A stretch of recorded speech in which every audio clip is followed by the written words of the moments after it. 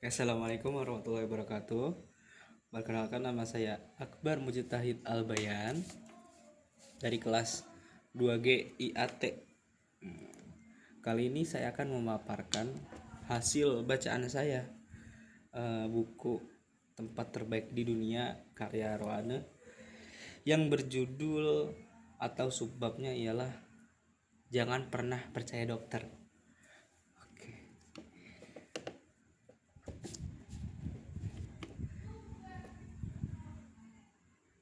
Jangan pernah percaya dokter.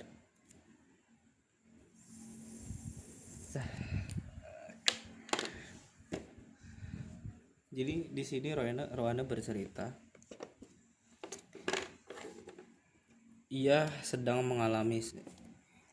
sakit, mengalami sakit,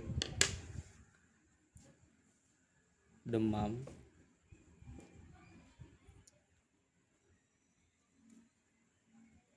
dan muntaber.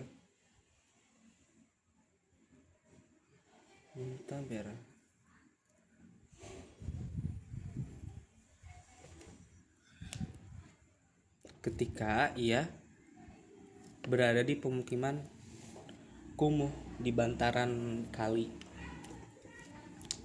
ia merasa heran mengapa ketika setelah 5 bulan ia baru merasakan sakit.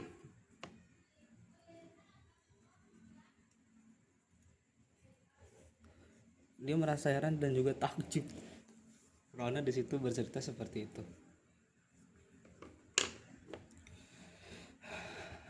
Di sana ia demam sangat tinggi dan ya jadi makanan yang masuk ke dia itu selalu muntah, dan kotoran yang ia keluarkan atau fesesnya itu hampir sampai dia itu berupa cairan.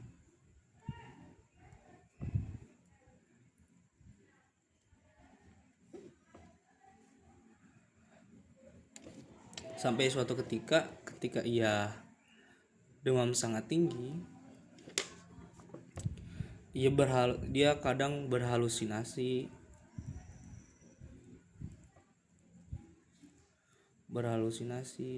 sampai dia berhalusinasi seakan-akan ia melihat bayangan seseorang yang masuk ke rumahnya di pintu.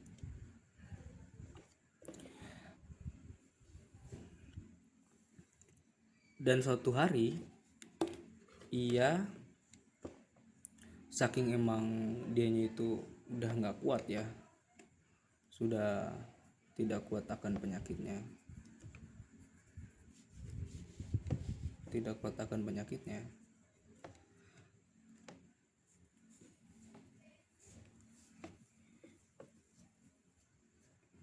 ia bilang, aku harus pergi ke dokter.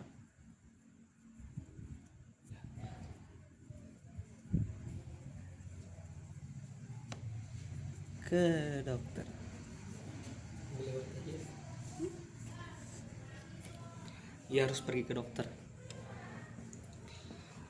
Tetapi ketika dia berbicara seperti itu, dia mendengar rasanya tidak perlu.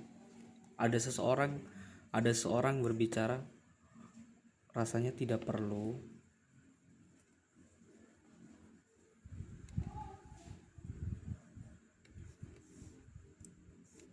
Ia pun terbangun. Ketika ia mendengar itu, ia pun terbangun dan melihat sekelilingnya bahwa ternyata tidak ada siapa-siapa di sana. Lalu dia kembali ingin tidur lagi dan ia melihat seseorang.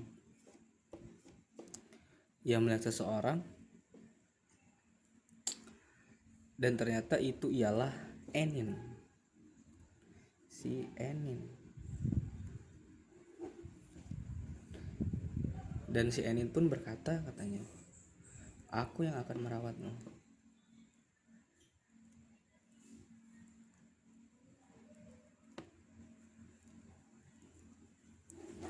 dia berkata seperti oh berarti orang yang berkata rasanya tidak perlu itu adalah Enin. Ternyata Enin telah berada di samping dia selama beberapa hari untuk merawat dia tanpa disadari oleh si Rohane. Dan ketika ia berkata itu, Enin membawa satu gelas yang mana di dalamnya itu berupa cairan berwarna keruh, air berwarna keruh.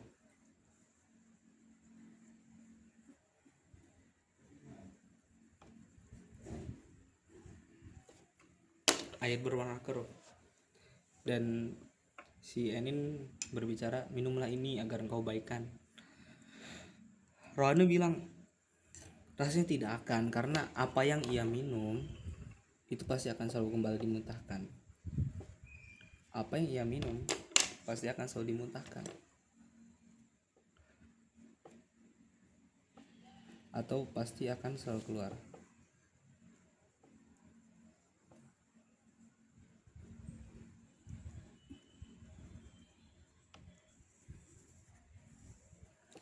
Pasti selalu dimuntahkan. Dan si Enin pun memaksa si Rohane, dan ternyata air tersebut ialah air jahe merah.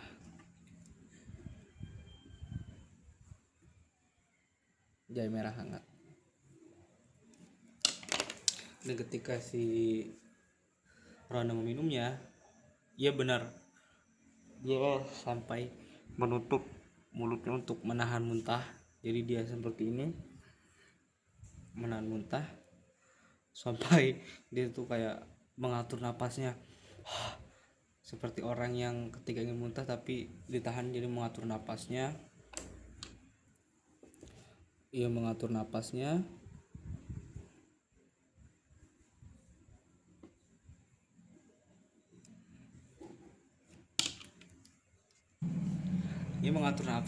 dan ternyata tetap ia memuntahkan lagi. Ia kembali memuntahkan minuman jahe tersebut. Itu jahe merah, jadi kata si Enin itu ya termasuk minuman yang mahal karena jahe merah itu mahal. Tak lama setelah itu datanglah teman-teman dari Rohane seperti Uyi dan Yantri. Uyi sendiri ialah tukang urut, tukang pijet. Ini itu tukang pijat atau tukang urut biasa kita kenal. Uyi sendiri tukang pijat, dan Yantri adalah mbok jamu, atau kalau untuk pengobatan sih kurang cocok untuk menyebut dia mbok jamu. Berarti itu dia seperti tabib gitulah. Dia itu Yantri itu seorang tabib atau ahli dalam obat-obatan tradisional. Jadi ternyata jahe merah ini itu adalah buatan Yantri yang dibawakan oleh si Enin. Itu tuh sendiri. Datanglah mereka bertiga, Yantri, Enin, dan Uyi. Yantri menyiapkan segala macam rempah-rempah untuk direbus oleh Enin untuk kesembuhan, untuk obat buat si Rohane.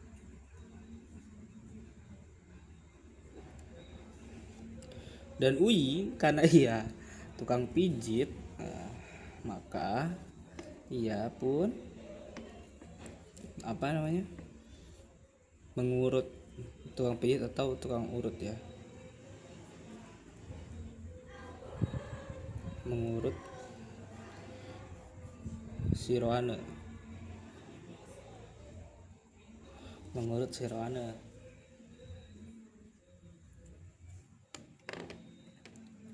yang mengurut si Rohane.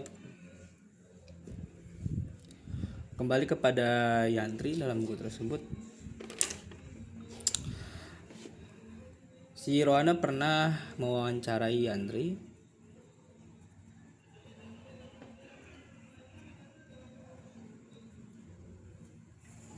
ke rumahnya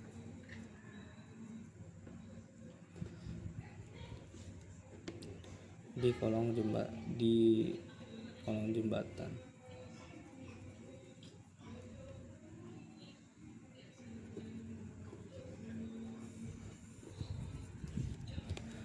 Yang dimana penerangan di situ hanya tidak ada lampu, tidak ada listrik di rumah si Yantri tersebut. Yang penerangannya hanya berasal dari sela-sela kayu, sela-sela dinding kayu.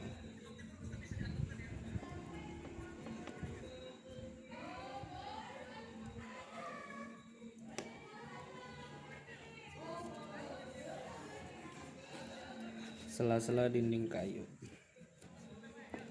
Rumahnya di sela tidak ada penerangan sama sekali seperti listrik atau lampu, jadi penerangannya hanya sela-sela dinding kayu. Dimana seperti orang yang diurut ya, kebanyakan orang yang pertama kali urut, jadi ketika ia sakit pasti akan merasakan sakit yang amat sakit. Jadi si Ron itu sangat tidak kuat menahan rasa sakit ketika diurut.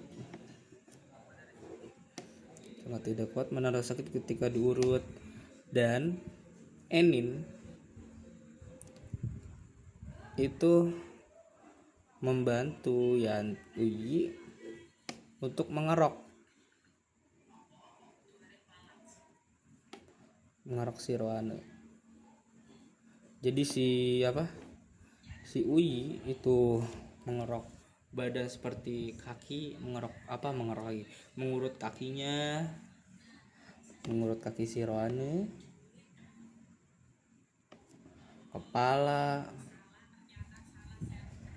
kaki dan kepala.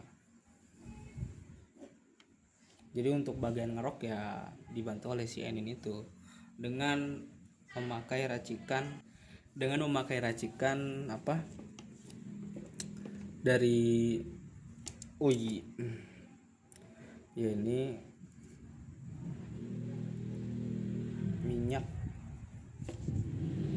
dengan campuran serai.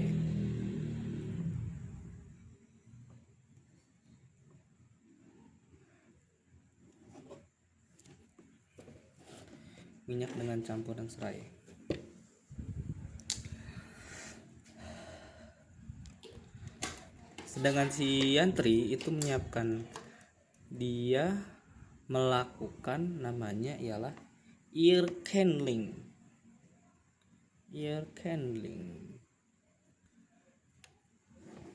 Yang dimana kupingnya si Rohana itu dimasukkan seperti lilin terus dibakar. Dengan lilinnya itu tidak hanya sebatas lilin, jadi dicampur oleh bahan rempah-rempah lah katanya segala macam. Yang dimana ternyata ear candling itu berasal dari India, atau terapi yang berasal dari India. Seperti itu. Setelah itu jadi setelah melakukan semua pengobatan tradisional,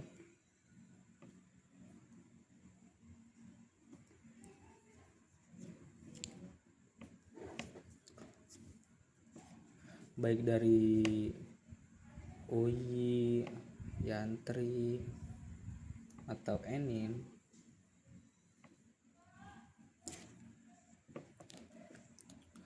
Rohane tidak merasakan dampak yang mengarah ke baik, malah ia merasakan semakin sakit.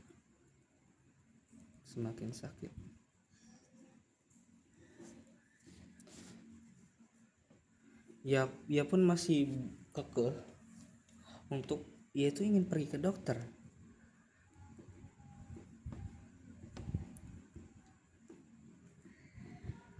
yaitu ingin pergi ke dokter. Dia tetap kekeh ingin, aku tuh butuh ke dokter, aku tuh butuh ke dokter. Rasanya dia itu tidak apa, malah bukannya sembuh malah ngerasa makin sakit.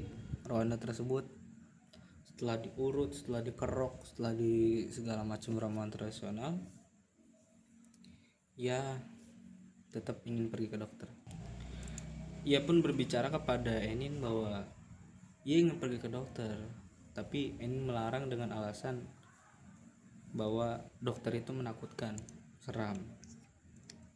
Karena ternyata mengapa alasan apa orang-orang di Bantaran, penduduk bantaran kali tersebut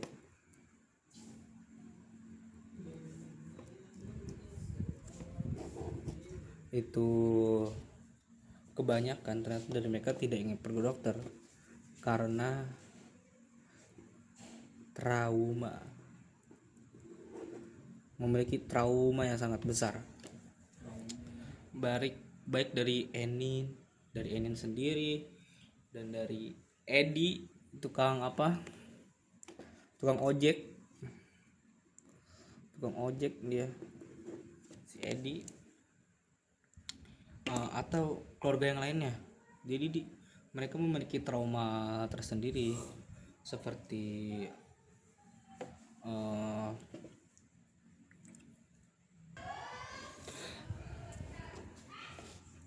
penanganan yang tidak langsung, jadi seakan ditolak kesana kemari, tolakan dari rumah sakit, atau karena trauma banyak keluarga yang tadinya berobat ingin sembuh malah akhirnya ia meninggal di sana, banyak yang tidak tertolong.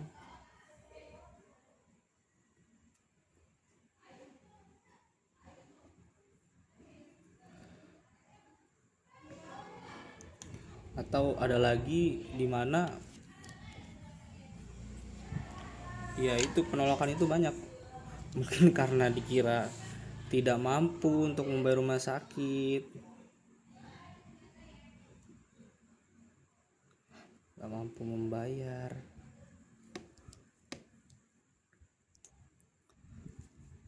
dan masih banyak lagi lah ya, seperti yang kita tahu di mana rumah sakit di Indonesia pada umumnya dan lain-lain.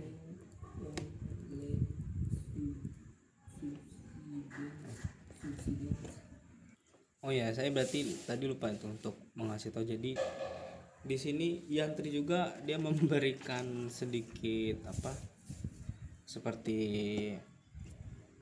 Rohana mewawancari Yantri seperti ini untuk apa dan segala macam obat-obatan. Contohnya seperti Laos itu untuk kulit, untuk penyakit kulit.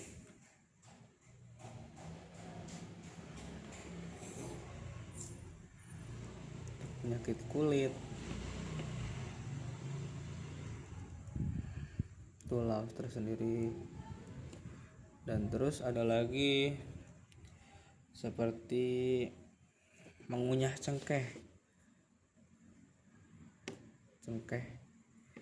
untuk sakit gigi,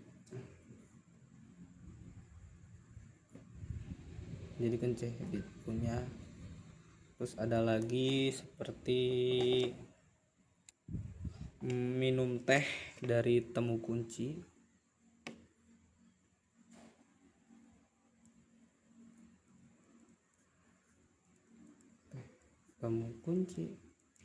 itu untuk jerawat batu. Itu ini termasuk resep-resep dari Bu Yantri. Seperti itu.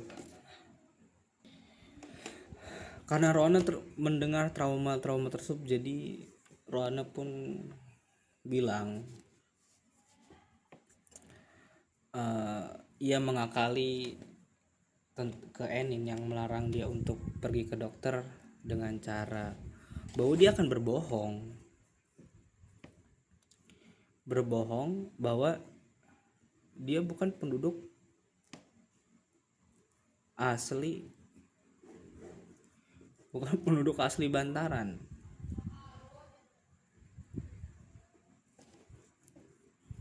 Bukan orang Bantaran kali. Dan dia juga akan berbohong bahwa ia tinggal di Menteng, dimana itu tempat perumahan elit, agar diterima seperti itu. Dia pun menelpon Edi, si ojek tadi ini, Edi ini ojek, untuk mengantar dia dan memberi dia solusi seperti bagaimana cara dia tahu berbohong dan dari mana alamat rumah Menteng yang akan dia pakai, itu alamat palsu rumah Menteng yang akan dipakai. Maka si Edi tukang ojek ini mengarahkan untuk lewat Menteng. Ia ke rumah sakit. Akhirnya Rohana berangkat ke rumah sakit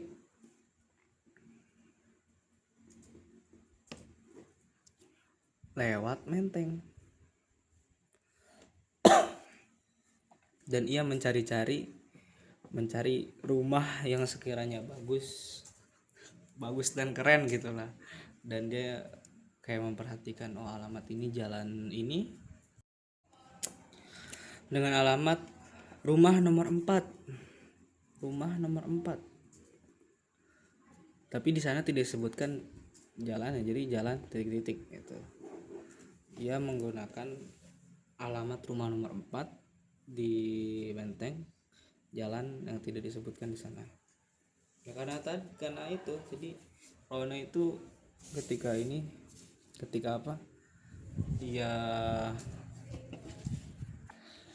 penelitian dia tidak menyebutkan nama asli seseorang, nama tempat asli seseorang gitu. Jadi ya dirahasiakan mungkin seperti itu. Iya. Jadi dia ketika sudah sampai di rumah sakit,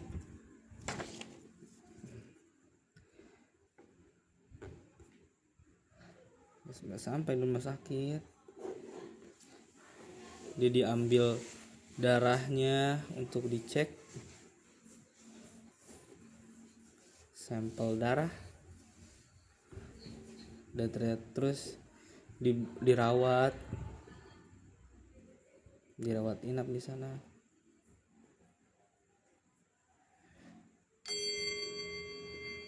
Diberi antibiotik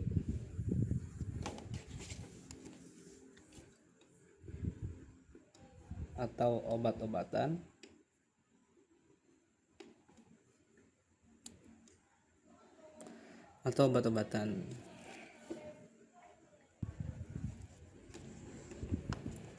setelah dari rumah sakit kenapa malah bulat. Setelah dari rumah sakit tidak butuh waktu lama, ya sekitar 2-3 hari ia sudah mendingan atau lebih baik dari sebelumnya yang dia tidak bisa makan sama sekali. Dia sudah mendingan dalam waktu 2-3 hari. Dan di hari ke-7 atau sekitar seminggu ia di rumah sakit,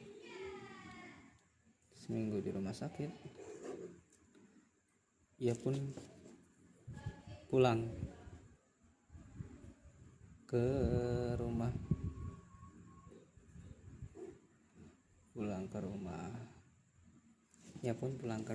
Di Bantaran kali seperti itu. Ketika dia sampai rumah ya disambut hangat oleh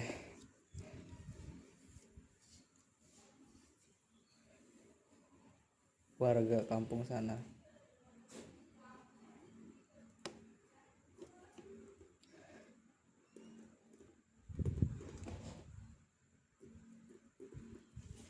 Hangat oleh warga kampung sana.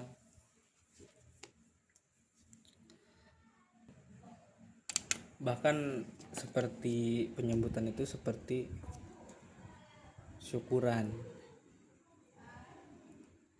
Banyak disediakan makanan yang bermacam-macam. Makanan, minuman, dan lain-lain, dan banyak lagi lah intinya seperti itu.